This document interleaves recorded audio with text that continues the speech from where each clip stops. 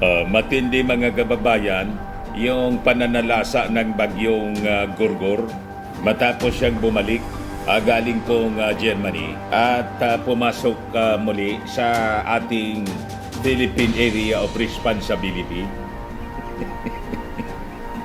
Igawa niya talaga, Mr. Maravillas. Mag-ready po tayo dito sa pananalasa ng bagyong Gurgor kasi 4 years itong babayuhin ang ating bansa, ang administrasyong Bongbong Marcos. 4 years talaga niya, Mr. Maravillas. Nagbabagang mga balita at pagtalakay sa mga isyu ng lipunan. Pulsa, opinyon, bala at paglalantad sa katotohanan. Pulsa, what you see is what you get. Unisan. 4 years.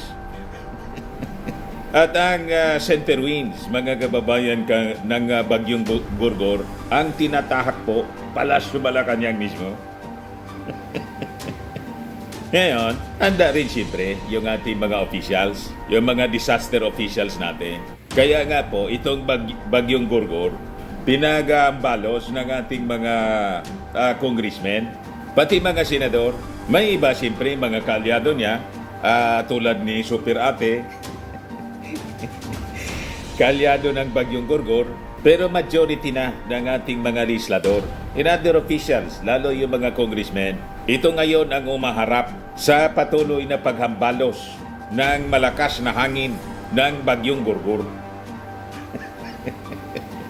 And as a result, mga kababayan, ng matagal na niyang pananalasa before pa siyang lumabas sa PAR at bumalik ngayon. Sige na po bagay yung tantrums niya noon pa dahil sa pundo. Confidential funds. And in fact, yun pala yung yun pala po talaga yung rason. Yung budget niya daw. Budget issues forced me to resign. Sabi po ni Bagyong Gurgor. Sinupalpal ng mga congressmen. Di ba niya kontrolado mo yung budget ng DepEd? Mamaya, ibigay ko po sa inyo yung kwento. Ngayon, effective po yung pagtatantrums ng bagyong Gurgor. Bumulusok ng tuluyan yung kanyang approval ratings. Base sa pinalabas mga kababayan na survey ng Social Weather Station or SWS. Ngayon po, BP Sara's net satisfaction rating falls by 19 points in the second quarter of 2024, sabi po ng Social Weather Station. Kaya sabi ko po mga kababayan, never disturb your enemy when he is or she is committing a mistake or committing mistakes. Sabi yan po ni French Emperor Napoleon Bonaparte. Huwag mo niyang isturbuhin. Yung kalaban mo niya, yung kaaway mo, huwag mong istorbuhin pag siya ay nagkakamali. Huwag nating istorbuhin si Inday. Mga kababayan, tuloy mo lang yan Ayos na ayos yan ginagawa mo. Tama yun na galing ka doon sa Germany. Iniwan mo yung Pilipinas sa gitna ng bagyong Karina habang inaambalos ng matinding pagbaha yung ating bansa, tapos iniwan mo. Ayos na ayos yun. Ipagpatuloy mo yan. Tapos siraan mo yung ating administrasyon na tutok na tutok sa trabaho. Ayos na ayos yan. Effective. Ayan po, mga kababayan, BP Sara's net satisfaction ratings falls by 19 points in second quarter of 2024, sabi po ng SWS. Ito muna yung unahin natin na balita. Positive 44 na lang po. Her net satisfaction had fallen by 19 points from very good, positive 63, naging good na lang, 44%. Ito yung resulta ng survey conducted from June 23 to July 1. Found that 65% of Filipinos were satisfied and 21% were dissatisfied with Vice President Sara Duterte's performance. Pabulusok ng pabulusok mga kababayan. 19 points yung pagbagsak. Sabi niya no, decline across regions and groups. SWS noted that Vice President Duterte's net satisfaction rating was highest in Mindanao at positive 70. Sa inyo yung full story ng balitang yan, click subscribe muna dito sa ating YouTube channel and hit the notification bell para lagi po kayong updated sa mga kaganapan dito sa ating bansa. Like and share na rin po ninyo ang ating video. At huwag na rin po ninyo na skip yung ating mga commercial ads para tuloy-tuloy lang ang pag-unlad ng Bagong Pilipinas. Sa mga nagana po ng malinis and spacious fitness gym, pumunta lang po kayo sa aming Colossal Fitness Gym. We also offer Grab Car Rental with our brand new 2023 model ng Toyota Innova. We also accept booking for those who are planning to travel via PAL, Cebu Pacific, and other airline companies, local and international, and bills payment for Meralco Bills, Aleco Bills, PLDT, etc. Ang Colossal Fitness Gym is located at 3rd floor Security Bank Building, Lanco Business Park, Legazpi City, Albay. For inquiries, look for Gilon Maravillas, contact number 0966-802-0949. Yan po yung aming Innova. Lagi na pong matao sa amin.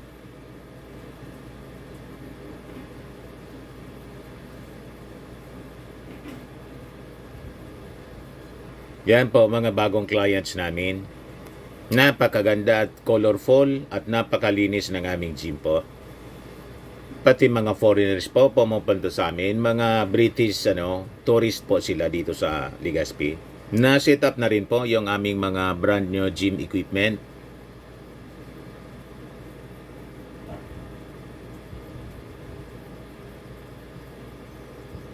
May treadmill na rin po kami. Ito naman po yung bago naming product na binibenta online. Eye Glow Serum, whitening po siya. Tingnan ninyo yung epekto sa aking anak na architect before and now. Yung mga inquiries po ninyo, dumiretso na lang kayo sa kanyang Facebook account, Riz Maravillas. Ito naman po, Firmax Firming and Lifting Cream, pinapahid po sa mga pulses in affected area. Mainam po sa paninigas ng mga kasukasuan. Ito naman po, Automax Radiant Serum. Sa mukha naman yung application, anti-aging po siya. You will look 10 years younger than your age. Sa mga cancer patients naman po, baka lang gusto ninyo itong itry. Neng siya red mixed fruit drink. Hindi mo po siya gamot, food supplement siya. Kaya lang, gawa siya mga kababayan sa goji berry. Yung goji berry may anti-cancer properties. O ngayon, yung mga inquiries ninyo, dumiretso na lang kayo sa aming messenger sa Facebook para masagot namin agad. Ayos pa? Ayos na ayos niya, Mr. Maravilla. 3. Followed by Visayas, positive 47, Metro Manila, positive 32, and Balance Luzon, positive 31. Compared to March, net satisfaction with Vice President fell by 26 points. Matindi po. From positive 55 in Balance Luzon. 22 points from positive 69 in Visayas. 17 points from positive 49 in Metro Manila. And 7 points from positive 80 in Mindanao. Pati pala sa Mindanao po, bumaba na rin siya. Nagigising na po. Pakunti-unti. Paunti-unti, nagigising na yung mga Mindanaoans. Wala niya, kakaya itong ginagawa ni Inday. Lalo ginamit niya yung hindi pa ito kasakop ng survey. Yung paggamit niya ng mga Muslims sa politika niya. Nagpalabas siya ng statement para sa mga Muslim po. Ginamit yung mga Muslim para atakin yung ating Pangulong Bongbong Marcos. Nagalit po si si Congressman Alonto. Alonto Adjong pala, Adjong. Galit na galit sa ginawa ni Inday. Bakit niya ginagamit mo kami na mga Muslim para sa politika mo? So sabi dyan, compared to March, it fell by 22 points from positive 68 in rural areas and 16 points from positive 58 in rural areas. O ngayon, dito tayo sa other officials rating, sabi dyan po. During the survey, SWS also found that 64% were satisfied and 17% were dissatisfied with Senate President Francis Chis Escudero. 53% were satisfied and 24% were dissatisfied with Speaker Martin Romualdez. Tumaas na si Martin, 53% na yung satisfied. And 51% were satisfied and 20% were dissatisfied with Chief Alexander Rismondo. Nilampasan na po si Inday ni Martin. 53% yung satisfied kay Martin. Sabi ko sa inyo, do not disturb your enemy when he or she is making a mistake. Hindi lang pinapansin po ni Martin Romualdez yung mga pagtatantrums ni Inday. O tingnan mo, 44% yung satisfaction ratings ni Inday ngayon. Bumulusok ng 19 points. Si Martin po, 53% na. Yan po.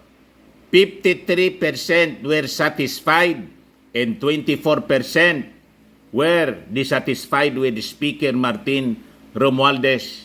53. Si Inday, yung satisfaction ratings ni Inday, 44.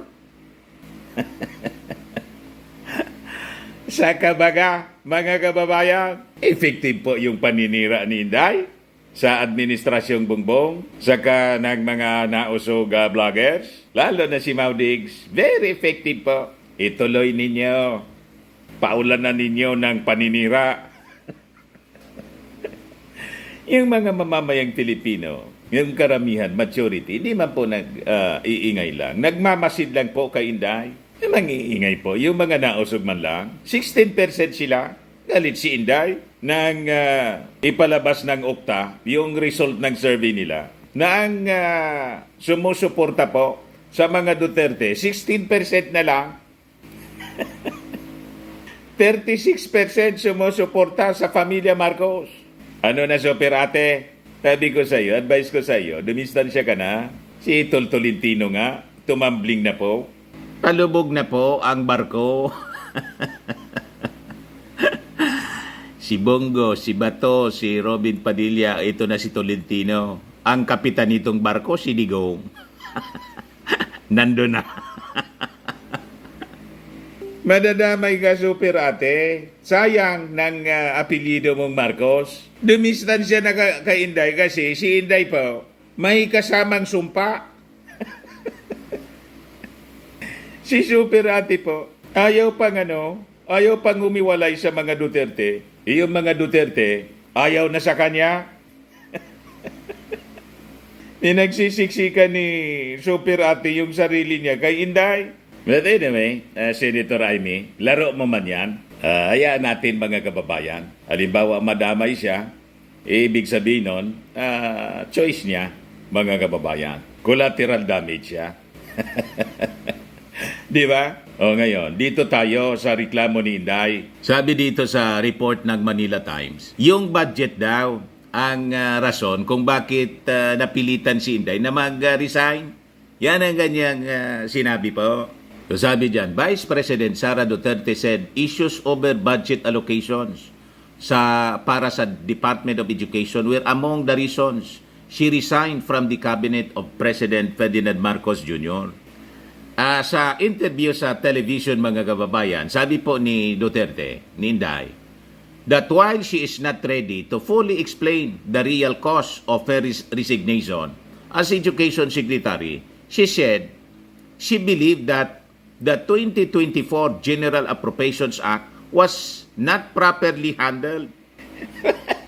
Makita niya, Mr. Marabilla, sinabi ni Inday na hindi siya ready na sabihin in full kung ano yung naging kausa, yung rason niya ng kanyang pag-resign sa cabinet ng ating Pangulo.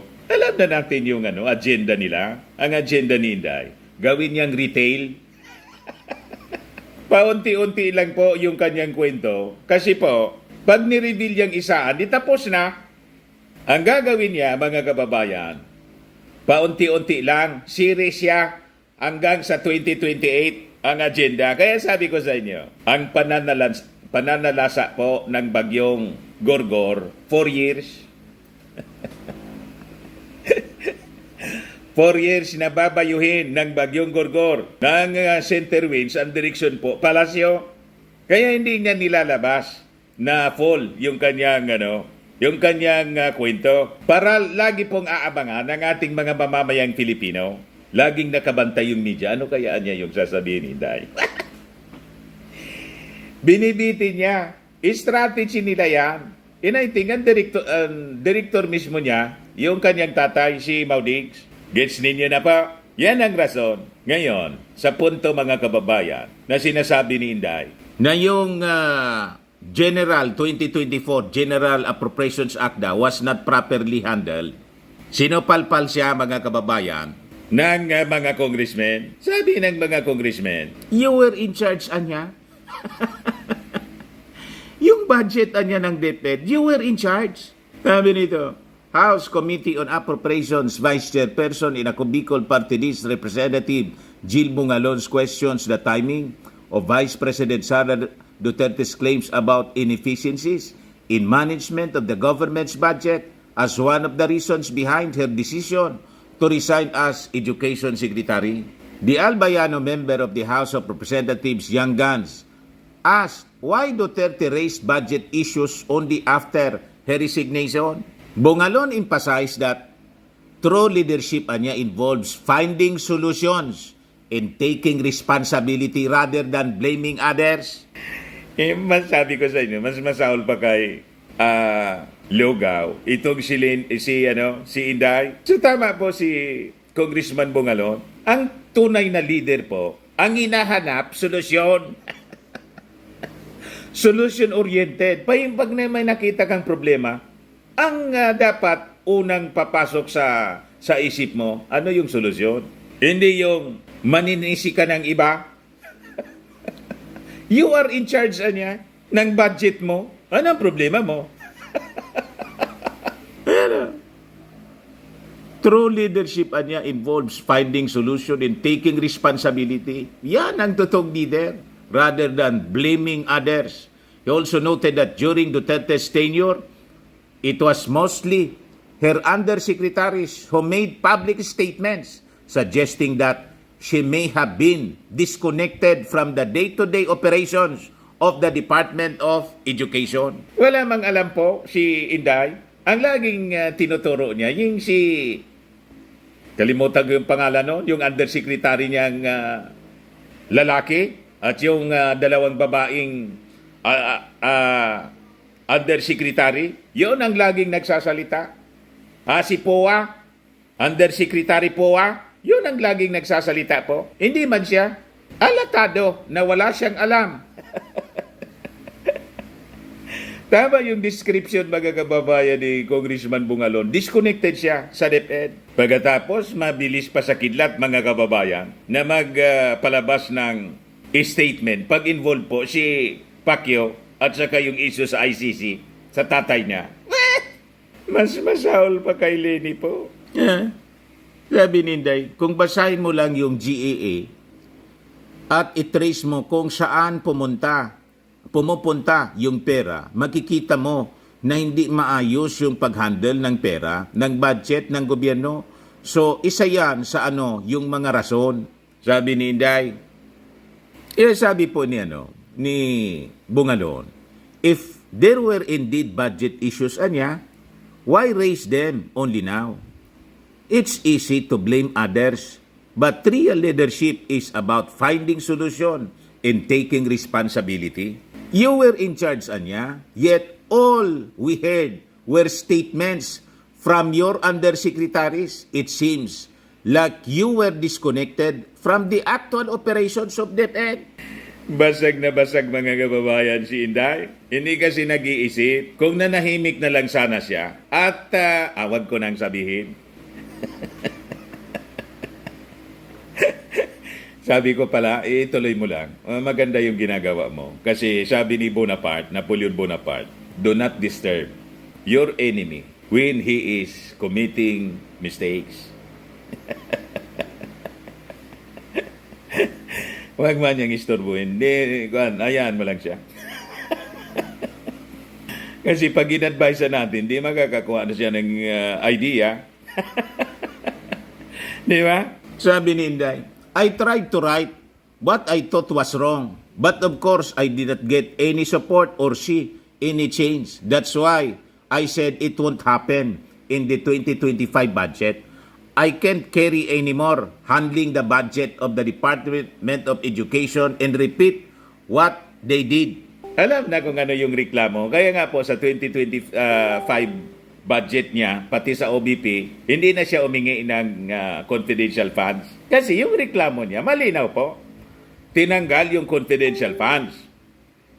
Paano hindi tanggalin nga? Hindi man niya na ipaliwanag. Paano nilunok yung 125 million in 11 days?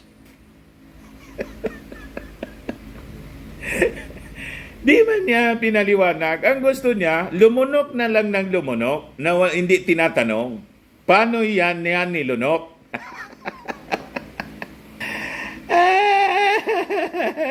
As if, mga kababayan, pera niya yung pera ng gobyerno. Yan ang masaklap, mga kababayan, sa paniwala ni Inday. Kaya sabi niya, ngayon daw, libre na siya na magsalita kasi nag-resign na siya. Duterte said she was now more free to speak her mind after leaving the cabinet. So magpo-full-time lugaw na siya, mga kababayan. Tuloy mo lang yan. Pag nag-full-time lugaw ka, ibig sabihin yan, sa 2028, yung sinapit ni lugaw noong 2022, yun ang sasapitin mo. Tama? Malinaw na nga po ang resulta sa survey ng SWS. 19 points yung pagbagsak ng ratings ni Inday. Satisfaction, net satisfaction ratings po. Mas mataas na yung satisfaction ratings po ni Martin, 53%. Siya kanya, 44 na lang. O diba? So sabi niya rito, my frustration as Vice President and as a Filipino in what is happening to the government, I show it off. Kaya mga kababayan, bumakasyon siya muna. Sa gitna ng calamity, binabayo ng Karina yung ating bansa, lumipad siya papuntang Germany. Doon niya niluto yung lahat niyang mga plano. Pagbalik niya dito sa Philippine Area of Responsibility, yung bagyong Gorgor, mga kababayan, na si Inday, nananalasa na po. Ito yung simula ng kanyang pananalasa. And it will continue daily siguro po, no let up for 4 years. Na ang center winds, ang direksyon po, papuntang Palasyo Malacanang. Pag magtagumpay sila sa panggatong sa mga mamamayan, titake over siya as designated survivor. Tama po ang mga analysis natin? So sabi niya, you can read it niya, the motive is perpetuation in power. All of what you perceive as threats, you will destroy. It is very obvious that all of what you are hearing is, I don't want to go down. This is mine forever. I don't care if this is true or not. As long as I want to destroy you.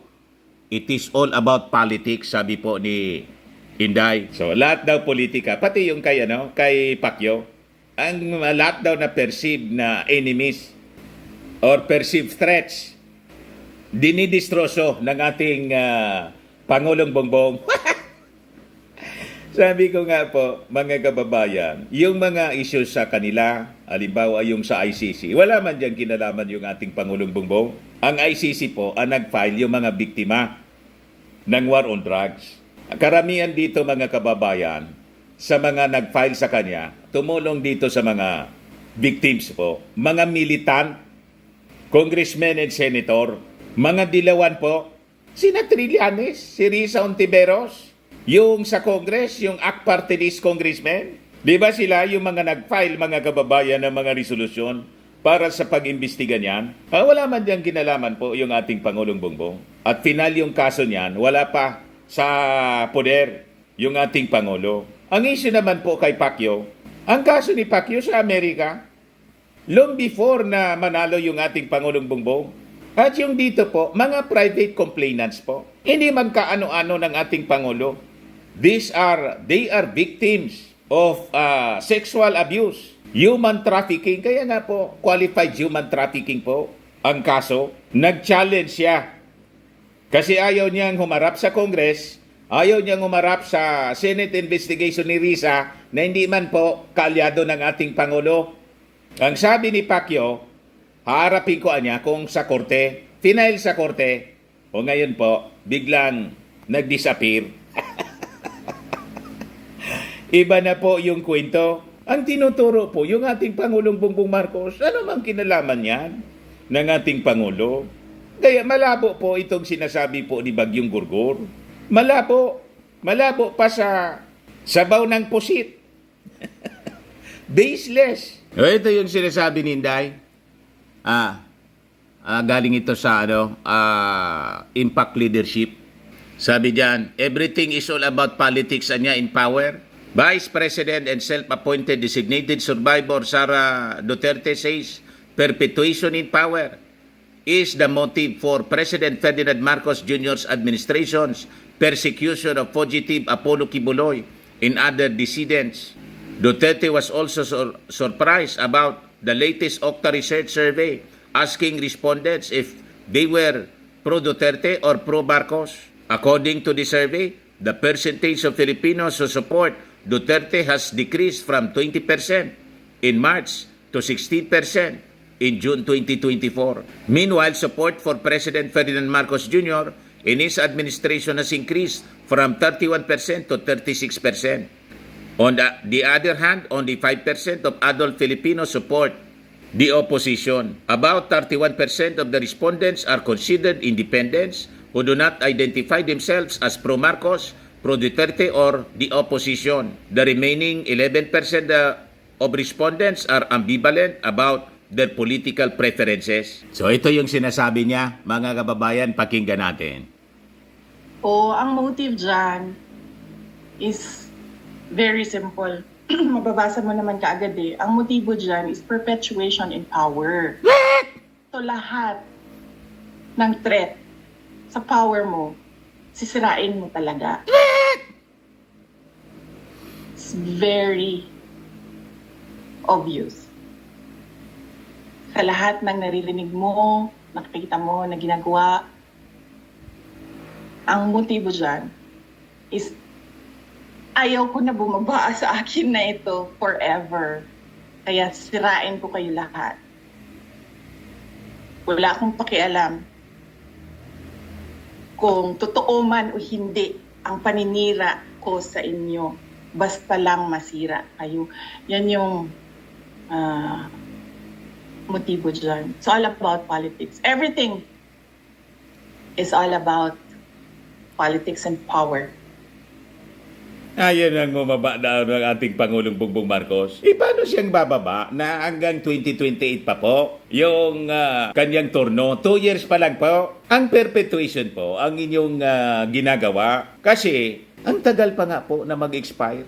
Yung term of office ng ating Pangulo, in-appoint mo na yung sarili mo as designated survivor. Di ba malinaw yon? Ang ibig sabihin nun, lalo't sinabi po ninyo, we Filipinos deserve better. Ibig sabihin, gusto mo nang tumake-over. So pag tumake-over ka, parang si GMA po, yung ginawa ni GMA kay ERAP, 9 years. Close to 10 years po. Kasi, nag-6 siya ng re-election. Malamang yun ang agenda, mga kababayan.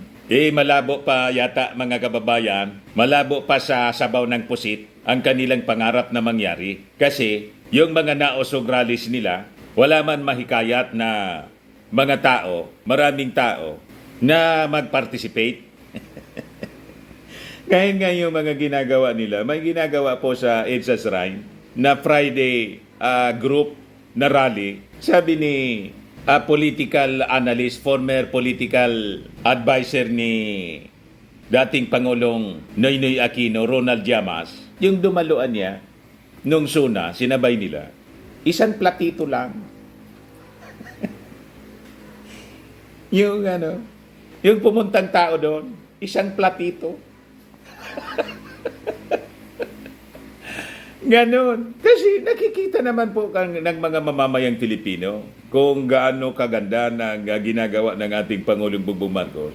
Kaya hindi po tumatalab yung paninira ng mga nausog. At ngayon, pati si Inday, hindi po tumatalab. Parang umiihip si Inday sa lusong. Bumubuelta sa kanya. Backfire lahat. Bagsak yung ratings po ni Inday sa kakatantrums niya. Ha? Sabi dito ni Inday, do not be motivated by cash, cocaine, or champagne. Yan ang leadership tips daw niya. Patama, mga kababayan sa ating gobyerno. Yung cocaine, yung pulburon. Yung champagne po, yung pag-inom-inom ni First Lady Lisa Marcos. Yan yung pag-inom niya doon po, mga kababayan. Toast yun para sa mga bisita. That is a tradition. Wine toast. Yung vin de honor na ginagawa, mga kababayan. Siyempre, may champagne doon. Yan ang patama niya. Ang ibig sabihin nun, wine toast. Cheers! Ginawa niyang issue, mga kababayan. Yan sabi niya dito, leadership is faithfulness, anya, to the oath of office. Mala, anong ginagawa po ninyo? Hindi man kayo nagtatrabaho. Ang oath of office niyo as Vice President, tumulong sana sa Presidente. Iniwan nga po ninyo yung ating Pangulo. Hindi man kayo inaaway ng Pangulo. Maganda pa rin yung trato sa inyo, pati nga si Martin Romualdez. Di ba? Pero nung kasagsagan ng bagyong Karina po, iniwan po ninyo habang yung ating Pangulo po, basang-basa sa ulan, basang-basa sa baha. Tapos, may faithfulness kapag sinasabi dito. Sino yung faithful? Sino yung unfaithful po sa out of office? Di ba kayo po? Leadership is faithful service to the people. Leaders should only say one thing, that is done. So, ano yung done sa inyo po? Yung pumunta sa Germany, kausap yung mga nausog leaders, at yung duda pa ng iba, na nood kayo ng concert ni Taylor Swift. Yan ang faithfulness sa inyo. Yun ang sinasabi niyong that is done. Sabay sabi ni Inday, leaders anya should not be motivated by cash, cocaine, or champagne. And most certainly, leaders should not be made to hold champagne glasses. So, bawal na pala ang vin de honor, mga kababayan. Wine toast doon sa Palasyo Malacanang. Yung kwan nga po, yung Vatican Ambassador or Papal Nuncio, may hawak na glass, champagne glasses. Uminom. O, di ba? Kasi yun ang tradisyon. Toast. Cheers. Sablay na naman po si Inday. Sa mass ng pari sa simbahan, may wine glass, champagne.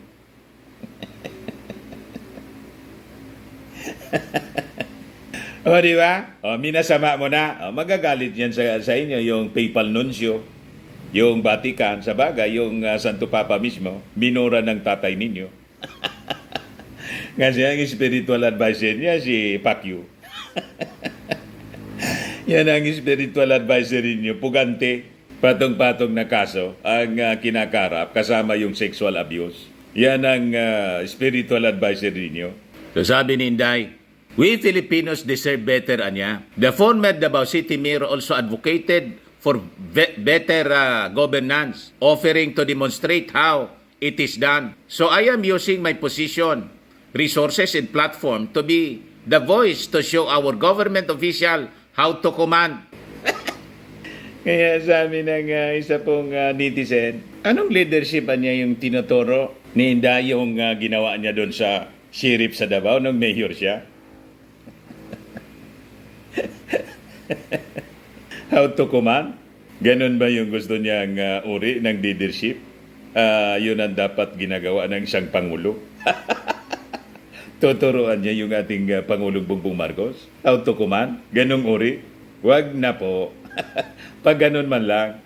Kaya pati yung supporter po ni Lenny na congressman na pariak. Sabi rito ni Congressman Bordado ng Camarines Sur, ang layo kay Lenny. Bordado hits Sara Duterte tirades. Robredo never made a spectacle of her struggles, anya. Sabi po ni Congressman Bordado, Duterte's pronouncements anya that the Marcos administration is bullying her family is both alarming in puzzling, nakakaalarma at nakakalituan niya.